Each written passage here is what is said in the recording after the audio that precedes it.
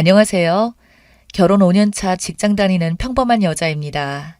저는 28살에 결혼을 했어요.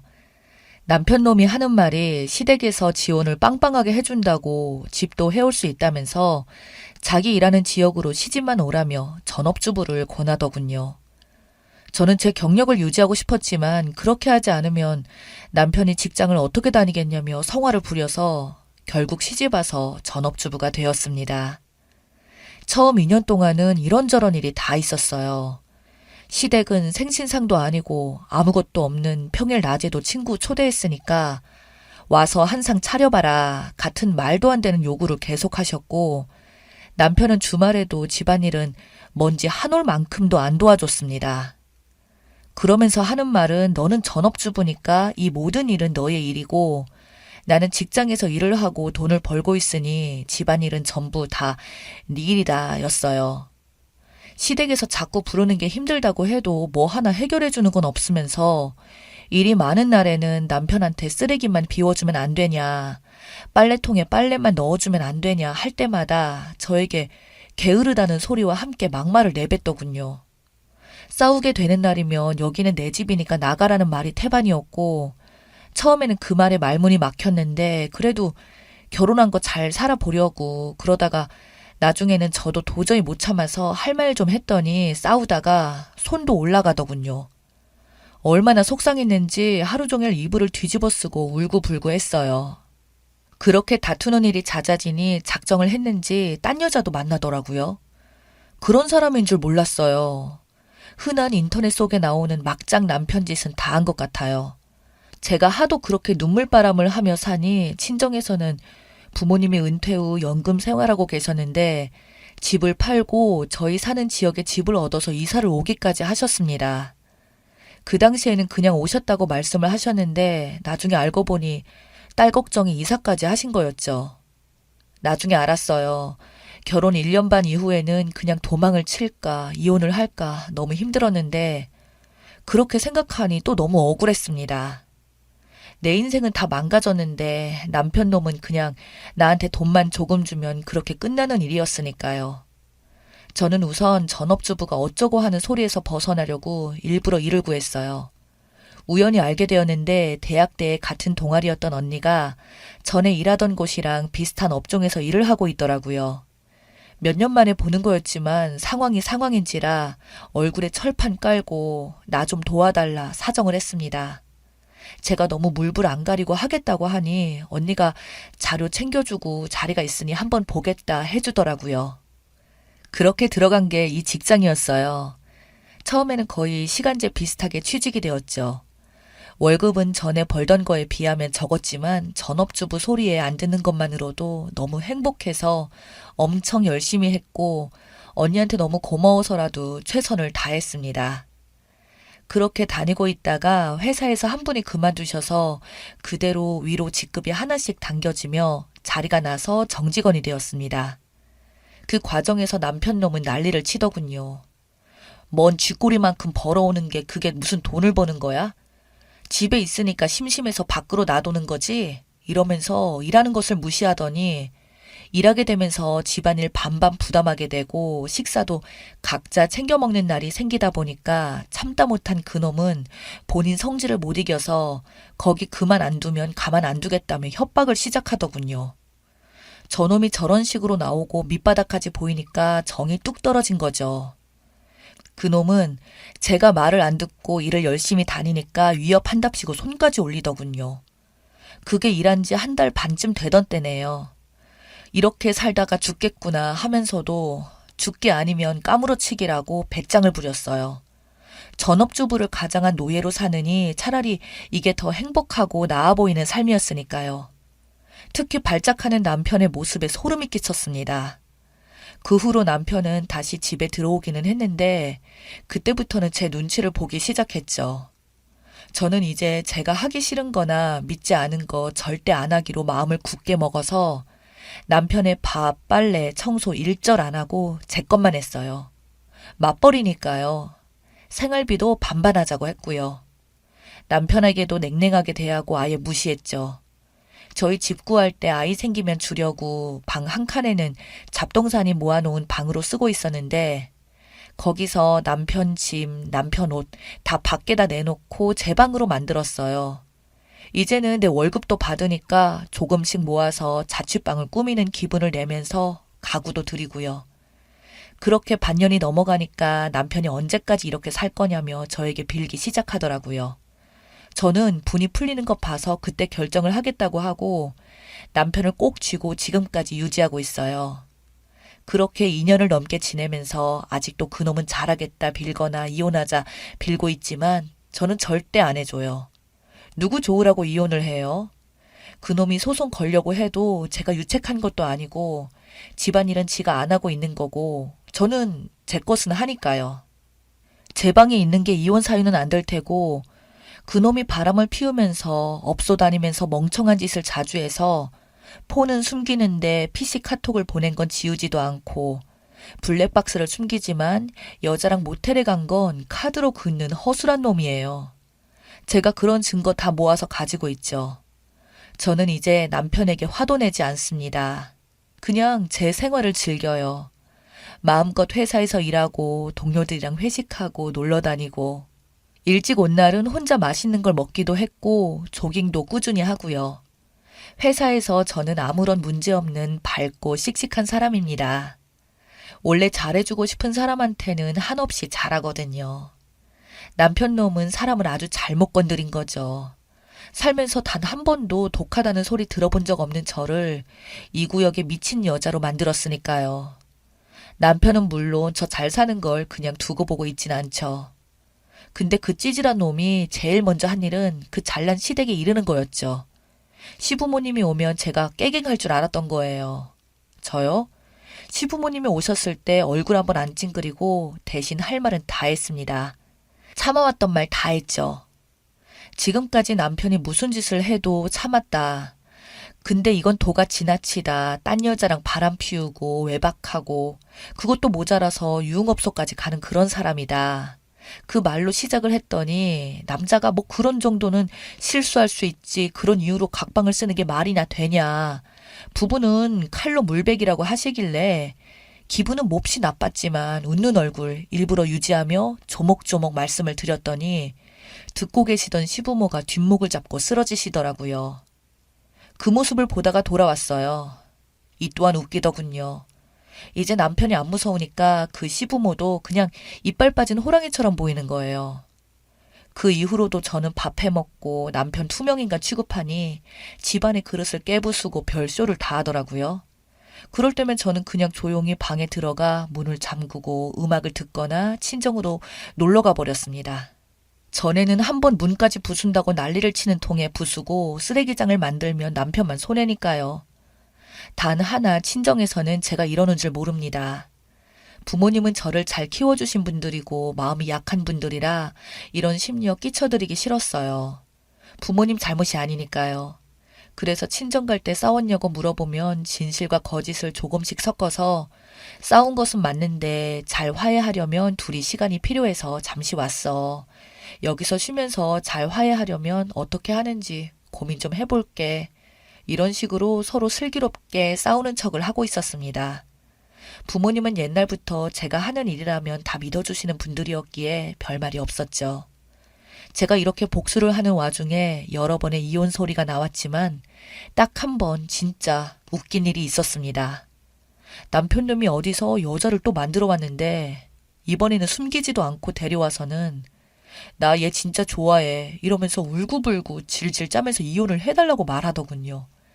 물론 빈말이 없겠지만 집이든 뭐든 다 주겠다고 말하더라고요.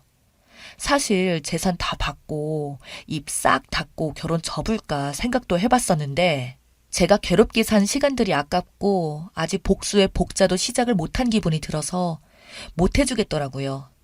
이혼 얘기할 때마다 웃으면서 누구 좋으라고 해줘 하면서 제가 놀리듯 대답을 하는데 그때마다 남편은 부들부들 떠는 모습을 보면 꼴이 얼마나 시원한지요. 결국 그때도 이혼은 안 했습니다만 아마 저놈 제 명에 못 살겠죠.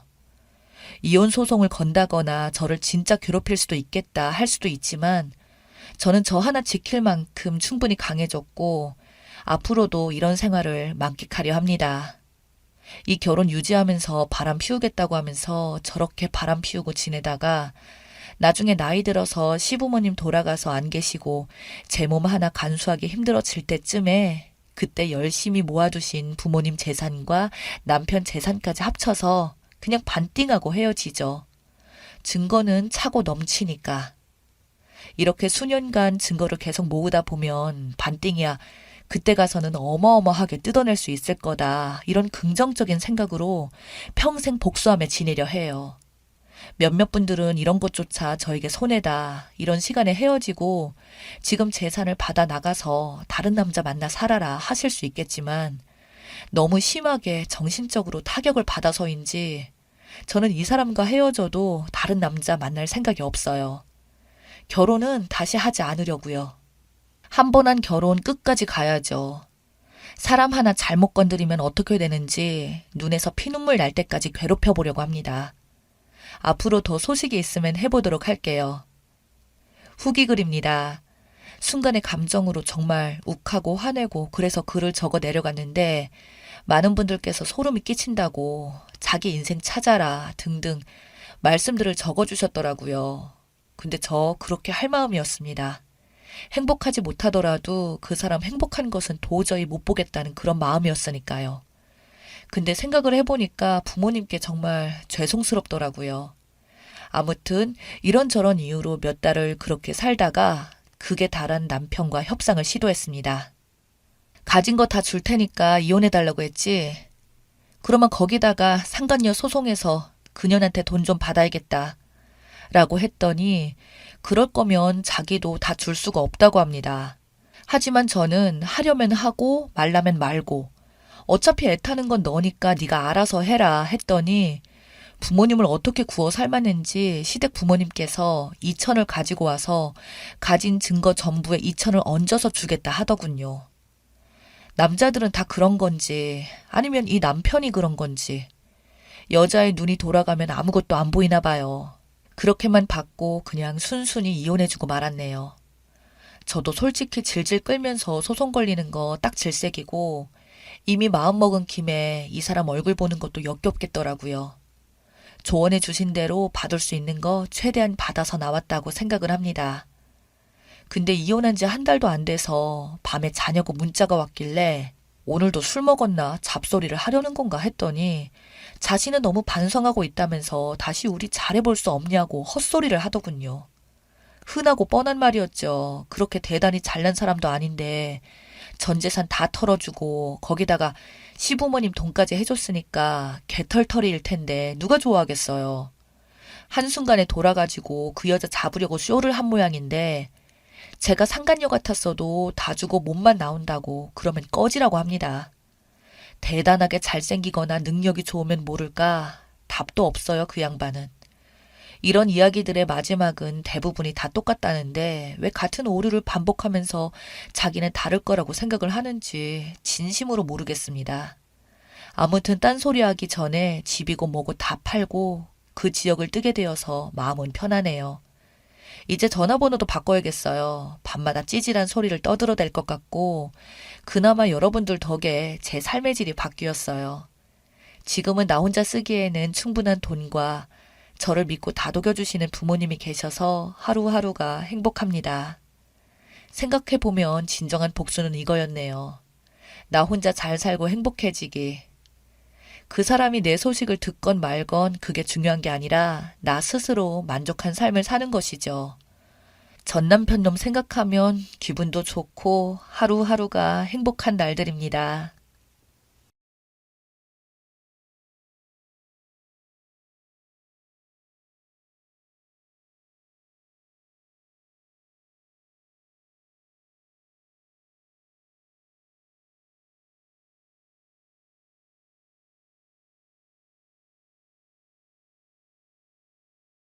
안녕하세요. 결혼 앞두고 저에게 이런 일이 있을 줄 몰랐습니다. 너무 분하지만 막상 말할 곳이 없어서 평소 자주 들어온 이곳에 제 이야기를 써볼까 합니다. 제발 조언이든 무슨 말이든 해주세요. 내가 살다 살다 이런 정신 나간 집안이랑 결혼을 하려 했던 내가 제일 등신 같지만 지금이라도 정신 차린 게 다행이구나 싶습니다. 결혼 전부터 이거 사달라 저거 사달라는 시어머니. 이제 그 아줌마의 요구에도 처음에는 그냥 묵묵히 다 들어줬죠. 원체 자주 아프시고 자주 병원도 다니셔서 몸이 허약한 건 알겠지만 그래도 어른이고 하니 정도껏 하겠거니 했는데 저를 너무 만만하게 보셨나 봅니다. 그 어이없는 모자가 적반하장하시는데 길 가는 사람 붙잡고 다 물어보고 싶습니다. 과연 이 결혼이 누가 더 손해인지. 병든 홀어머니에다가 줄줄이 동생만 4명인 장남에다가 모은 재산? 글쎄요. 지금 사는 집 전세금 빼면 그게 전부일까요? 남자친구 직업은 그냥 중소기업에서 일하지만 벌면 뭐합니까? 씀씀이가 지랄 맞는데 말이죠. 그 공범은 자기 엄마랑 동생들입니다. 남들 하는 건 다 하려고 하더라고요. 그것도 아들 카드로요. 그거 다 빚이에요, 이 사람들아. 그리고 남자 나이는 올해 33살입니다. 제 스펙을 말할게요. 일단 출가 외인인 대기업에 다니는 남동생과 연금으로 여행 즐기시는 부모님과 제 이름으로 상가 빌라 한 채 갖고 있습니다. 물론 아버지가 조금 보태주셨고요. 회사는 중소기업이고 월급은 세금 제외하면 210만 원 정도 받네요. 평범하게 일하며 살고 있고 남자와 비교해도 손색 없다고 생각합니다. 다만 내가 저 남자보다 딸리는 건 내가 4살이나 많은 37살이라는 점입니다. 왜 이런 남자랑 사귀었냐고요? 듬직했습니다. 저런 정신 나간 집안인지 모르고 처음에는 다정하고 상냥하고 무엇보다 그냥 사람 하나 착하면 된 거지 뭐 하고 했던 거죠. 힘든 일이 있어도 힘든 내색을 잘하는 스타일이 아니고 제가 걱정이 있으면 묵묵히 들어주는 편이라 남자답다고 생각을 했습니다. 그래서 남자 집안이 조금 부족해도 성실하니까 곧 나아지겠지 했죠. 진짜 그것만 봤습니다. 외모, 집안, 조건, 학벌 다 무시하고 마음만 보자 싶었는데 조건이 왜 그게 중요한지 알겠더라고요. 볼 건 봐야겠구나. 길게 말하면 너무 길어서 다 스킵하고 본론으로 넘어갈게요. 연애 6개월 하고 내 나이가 나이인지라 결혼 서두르자고 하더군요.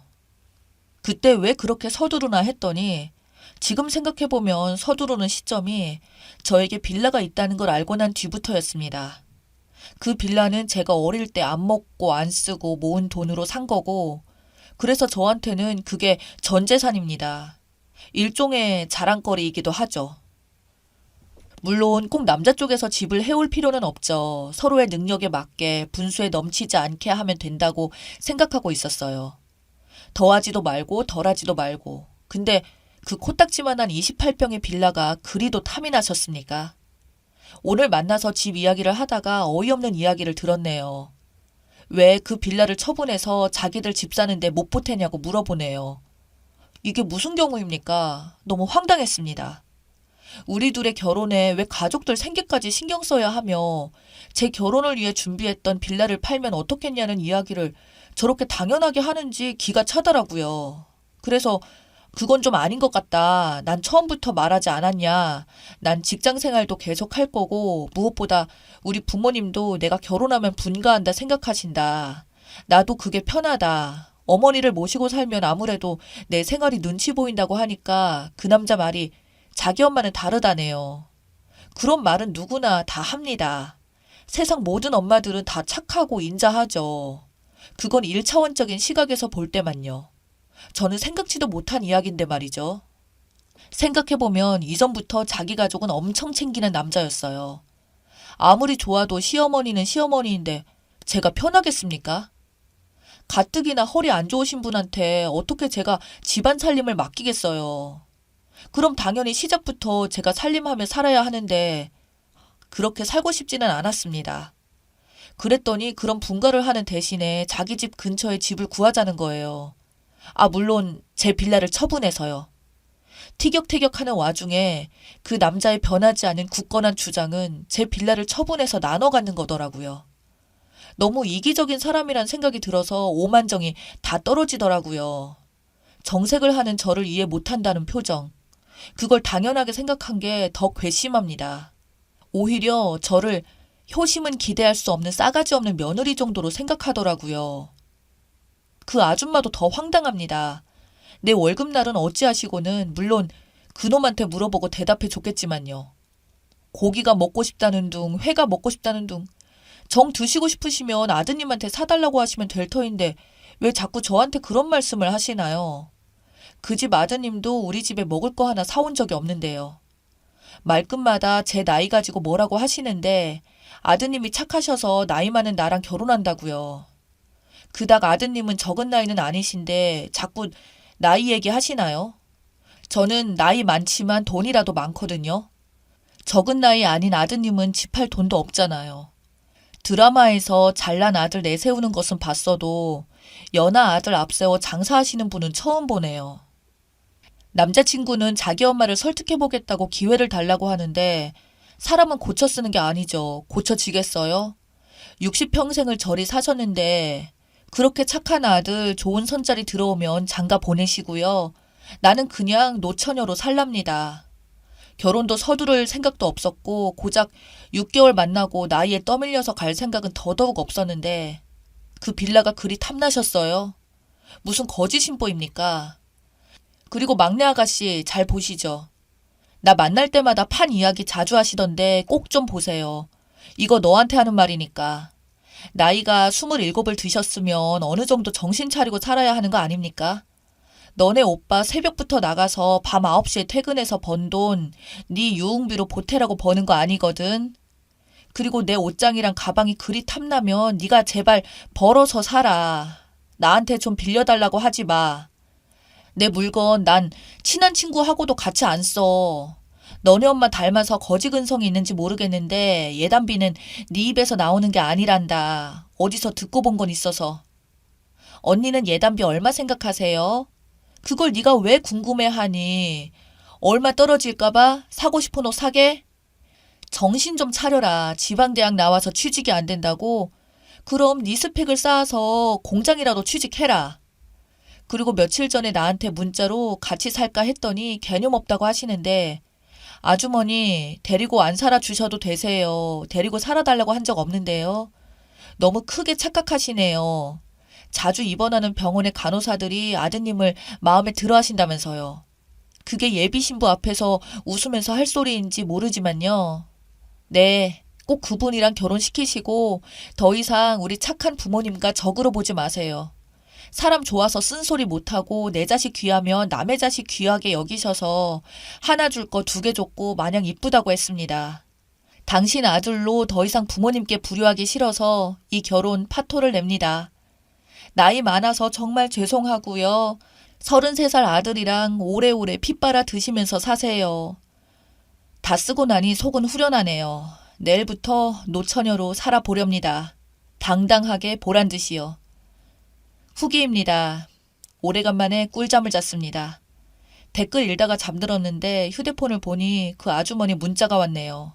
또 뭐라고 말도 안 되는 헛소리를 늘어놓으셨을까 싶어서 안 보려고 하다가 피한다고 될 일도 아니고 혹여나 우리 부모님 욕이라도 쓰여 있으면 이판사판이다 싶은 마음에 확인했더니 그럼 그렇지 뭘 기대한 건지 내가. 문자 내용입니다. 땡땡한테 이야기 들었다. 내가 집해오라고 떠민 적도 없고 아들이 내 생각한다고 한 말인데 그걸 가지고 속 좁게 그러냐? 네가 누나라면 예의는 있는 줄 알았는데 꼴랑 집 하나 가지고 그 유세를 떨 줄은 몰랐구나. 착하다고 생각했는데 우리 아들 그런 대접 받았다 생각하니 나도 너를 며느리로 볼 생각 없다. 그 나이에 시집은 갈지 의문이구나. 성격이 그렇게 드세니. 이젠 그것도 우리 알 바 아니고 얼마나 잘 사나 보자. 라고 문자가 왔더라고요. 문자비도 아깝고 해서 그냥 냅뒀습니다.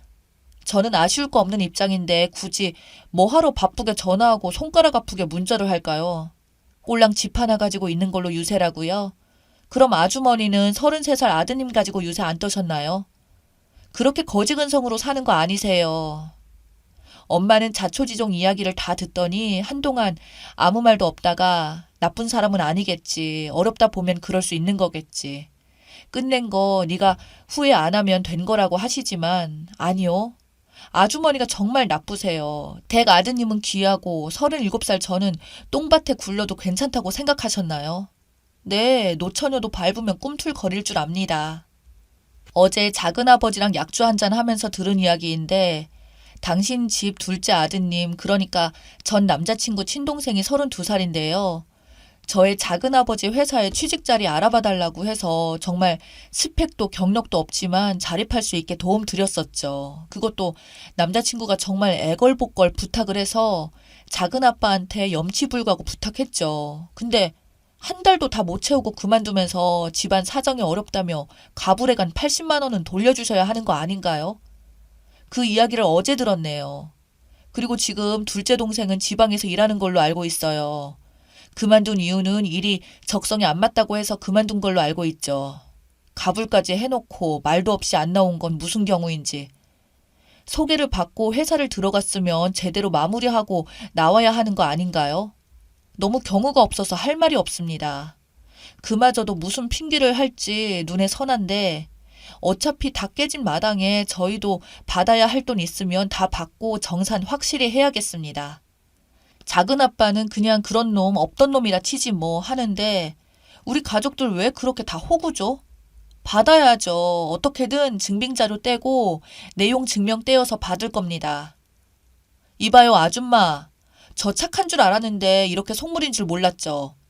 물론 사람이 돈이 없이 살면 거지근성이 나올 수도 있어요. 하지만 너무 뻔뻔한 거 아닙니까? 매너가 사람을 만든다고 해서 사람답게 살고 있었고 사람 대접 받고 살았는데 당신네들의 비인간적인 대우에 그냥 착한 거 버리고 싸가지로 대해드릴게요.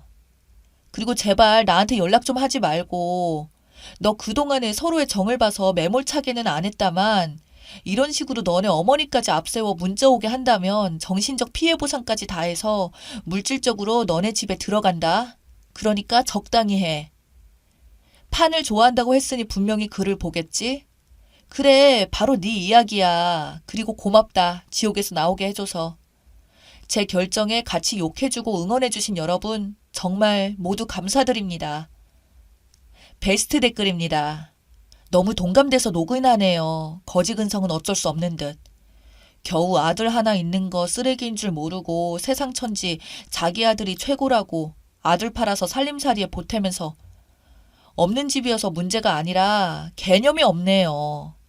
거지들은 절대 자기가 거지근성이 있다는 사실을 모르더라고요. 37살이면 아직 좋습니다. 인생 끝날 뻔했네요. 님이 남편 복이 있어 저 인간들하고 끝난 겁니다. 좋은 남자 만나 다 보상받기를 바랄게요.